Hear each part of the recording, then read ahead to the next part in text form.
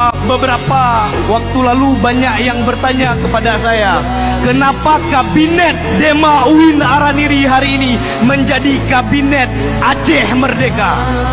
Bahkan ada yang komen, nyanpu gerakan separatis, nyanpu kai pegat dalam untuk berperang ke.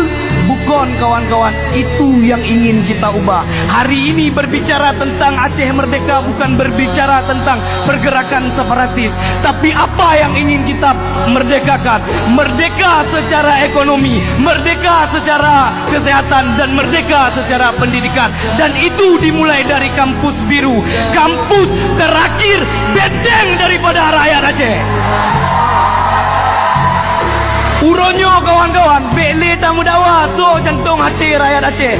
Makanya harapan lun ni bak kawan-kawan daripada universitas lain. Hari ini UIN sudah tidak berbicara siapa jantung hati rakyat Aceh, tapi bagaimana keberadaan kita terasa di tengah-tengah masyarakat kawan-kawan semuanya.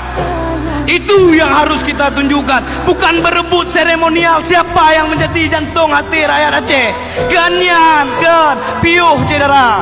Yang dibutuhkan oleh rakyat Aceh hari ini adalah benar-benar adanya generasi mudanya memberikan solusi-solusi di tengah persoalan masyarakat Aceh kawan-kawan. Sepakat?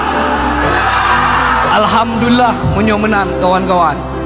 Maka yang ingin lun katakan saboh tu bak kawan-kawan. Mari tapu saboh hati, tapu sama fikir, tapu hasil Acehnyo bermeruah, bermarwah long lagi yang kakak. Sepakat kawan-kawan?